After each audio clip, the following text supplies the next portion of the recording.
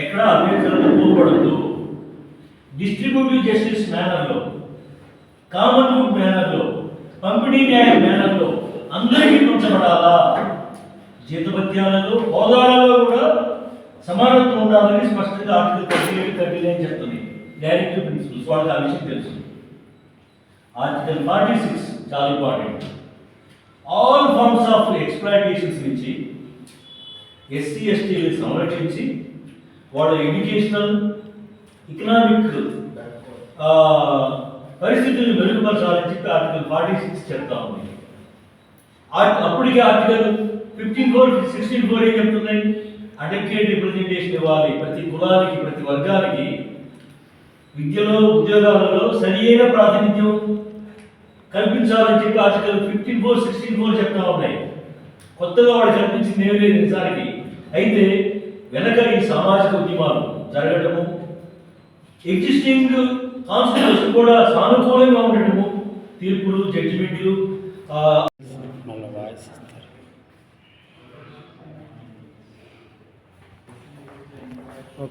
నా పేరు కృపాకర్ మాదిగ.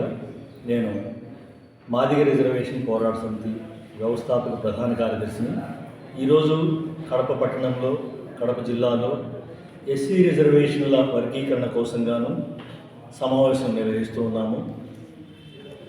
రాష్ట్ర ప్రభుత్వం, ముఖ్యమంత్రి చంద్రబాబు నాయుడు గారు ఎస్సీ రిజర్వేషన్ల వర్గీకరణ ప్రక్రియ కోసం ఇటీవలే 2 నెలల స్వల్పకాలిక వ్యవధితో రాజీవ్ రంజన్ మిశ్రా గారి కమిషన్ని నియామకం చేశారు.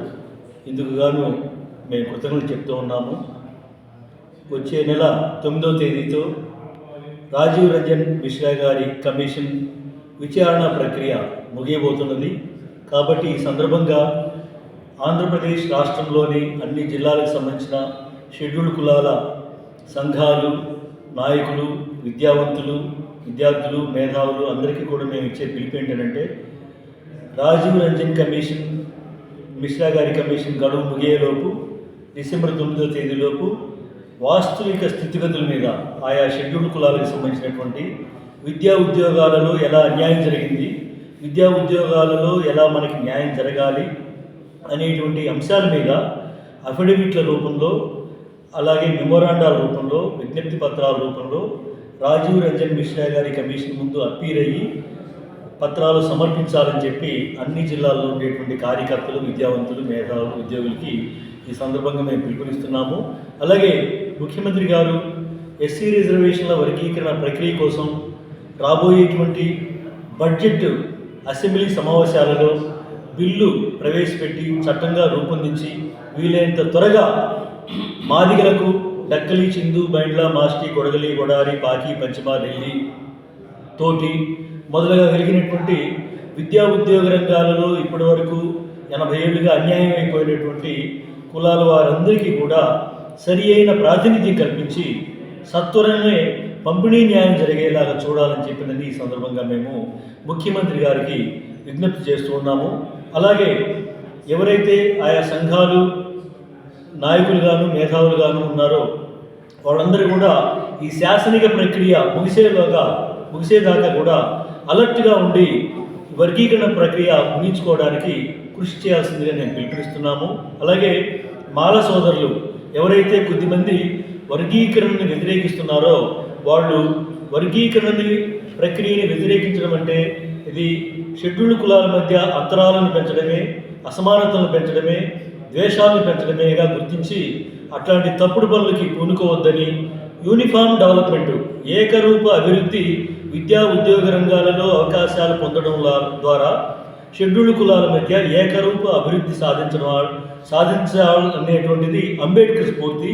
అంబేద్కర్ స్ఫూర్తికి అనుగుణంగా ఎస్సీ రిజర్వేషన్ల వర్గీకరణ కోసం ఇటీవలే సుప్రీంకోర్టు ఇచ్చినటువంటి తీర్పుకి అనుకూలంగా మాదిగలతో కలిసి రావాలని చెప్పినని వర్గీకరణ వ్యతిరేకుల్ని మేము ఆహ్వానిస్తున్నాము. వర్గీకరణను వ్యతిరేకించొద్దని, అందరూ రాజ్యాంగ ఫలాలు, విద్యా ఉద్యోగ రంగాల రిజర్వేషన్లు పొంది మంచిగా అభివృద్ధి కావాలని, అట్లాంటి మంచి తలంపుతో ముందుకు రావాలని చెప్పి వర్గీకరణ వ్యతిరేకుల్ని కోరుతున్నాము. మాలవారిలో చాలామంది పేదవారు ఉన్నారు, మాలవారిలో నిరుద్యోగులు ఉన్నారు, నిజమైనటువంటి అంబేద్కరీట్లు బుద్ధిస్టులు ఉన్నారు. వాళ్ళైనా సరే ఈ సందర్భంగా నోరు విప్పి వర్గీకరణ అనేటువంటిది మాలవారికి వ్యతిరేకం కాదు. వర్గీకరణ జరిగితే మాలవారికి రావాల్సిన జనాభా దామాషా ప్రకారం విద్యా ఉద్యోగ రంగాల రిజర్వేషన్లు వారికి వస్తాయి, మాదిగల వారికి మాదిగలకు వస్తాయి, రిలీజ్కి వస్తాయి. అంతే తప్ప ఇప్పటి వరకు అదనంగా పొందినటువంటి ఏవైతే ఉన్నాయో అదనంగా వచ్చే మాత్రమే రాకుండా పోతాయి తప్ప అసలు రావాల్సినవి వస్తాయనేటువంటిది కూడా మాల ప్రజలు గుర్తింపులో పెట్టుకొని ఈ విషయంలో వర్గీకరణ విషయంలో సహకరించాలని, స్వాగతించాలని, కలిసి రావాలని చెప్పి మేము పిలుపునిస్తూ ఉన్నాం. Thank you. పేరు సార్? కృపాకర్ మాదిగ రిజర్వేషన్ పోరాట సమితి వ్యవస్థాపక ప్రధాన కార్యదర్శి.